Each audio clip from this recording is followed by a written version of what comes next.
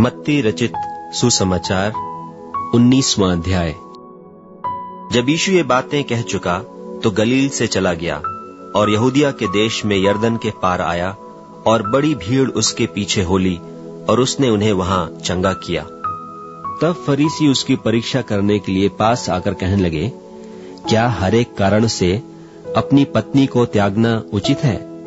उसने उत्तर दिया, क्या तुमने नहीं पढ़ा कि जिसने उन्हें बनाया उसने आरंभ से नर और नारी बनाकर कहा कि इस कारण मनुष्य अपने माता पिता से अलग होकर अपनी पत्नी के साथ रहेगा और वे दोनों एक तन होंगे।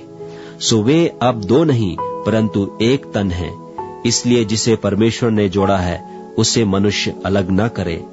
उन्होंने उससे कहा, फिर मूसा ने क्यों यह ठहराया कि त्याग पत्र देकर उसे छोड़ दे? उसने उनसे कहा, मूसा ने तो तुम्हारे मन की कठोरता के कारण तुम्हें अपनी अपनी पत्नी को छोड़ देने की आज्ञा दी, परंतु आरंभ से ऐसा नहीं था। और मैं तुमसे कहता हूं कि जो कोई व्यभिचार को छोड़ और किसी कारण से अपनी पत्नी को त्याग कर दूसरी से ब्याह करे, वह व्यभिचार करता है, और जो उस छोड़ी हुई से ब्याह करे वह भी व्यभिचार करता है। चेलों ने उससे कहा, यदि पुरुष का स्त्री के साथ ऐसा संबंध है तो ब्याह करना अच्छा नहीं। उसने उनसे कहा, सब यह वचन ग्रहण नहीं कर सकते, केवल वे जिनको यह दान दिया गया है, क्योंकि कुछ नपुंसक ऐसे हैं जो माता के गर्भ ही से ऐसे जन्मे, और कुछ नपुंसक ऐसे हैं जिन्हें मनुष्य ने नपुंसक बनाया, और कुछ नपुंसक ऐसे हैं जिन्होंने स्वर्ग के राज के लिए अपने आप को नपुंसक बनाया है। जो इसको ग्रहण कर सकता है वह ग्रहण करे। तब लोग बालकों को उसके पास लाए कि वह उन पर हाथ रखे और प्रार्थना करे, पर चेलों ने उन्हें डांटा। यीशु ने कहा, बालकों को मेरे पास आने दो और उन्हें मना न करो, क्योंकि स्वर्ग का राज्य ऐसों ही का है। और वह उन पर हाथ रखकर वहां से चला गया। और देखो, एक मनुष्य ने पास आकर उससे कहा, हे गुरु, मैं कौन सा भला काम करूं कि अनंत जीवन पाऊं? उसने उससे कहा, तू मुझसे भलाई के विषय में क्यों पूछता है? भला तो एक ही है, पर यदि तू जीवन में प्रवेश करना चाहता है तो आज्ञाओं को माना कर। उसने उससे कहा, कौन सी आज्ञाएं?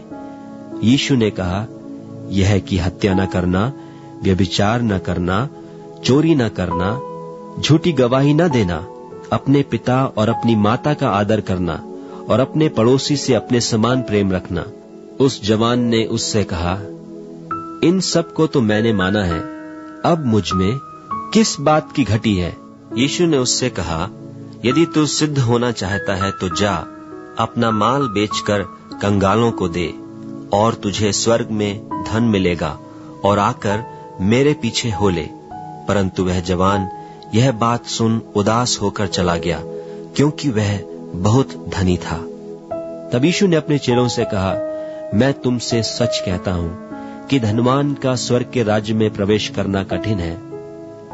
फिर तुमसे कहता हूं कि परमेश्वर के राज्य में धनवान के प्रवेश करने से ऊंट का सुई के नाके में से निकल जाना सहज है। यह सुनकर चेलों ने बहुत चकित होकर कहा, फिर किसका उद्धार हो सकता है?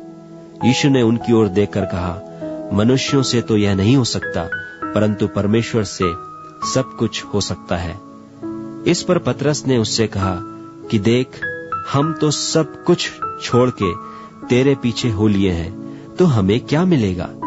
यीशु ने उनसे कहा, मैं तुमसे सच कहता हूं कि नई उत्पत्ति से जब मनुष्य का पुत्र अपनी महिमा के सिंहासन पर बैठेगा, तो तुम भी जो मेरे पीछे हो लिए हो 12 सिंहासनों पर बैठकर इस्राएल के 12 गोत्रों का न्याय करोगे। और जिस किसी ने घरों या भाइयों या बहनों या पिता या माता या लड़के बालों या खेतों को मेरे नाम के लिए छोड़ दिया है, उसको 100 गुना मिलेगा, और वह अनंत जीवन का अधिकारी होगा। परंतु बहुतेरे जो पहले हैं पिछले होंगे, और जो पिछले हैं पहले होंगे।